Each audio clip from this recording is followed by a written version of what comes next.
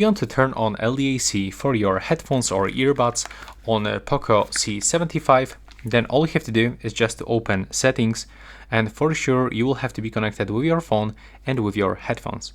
Then go to the Bluetooth, click on this arrow, and now you will have to just go here and turn on or off the LDAC audio codec with this switcher.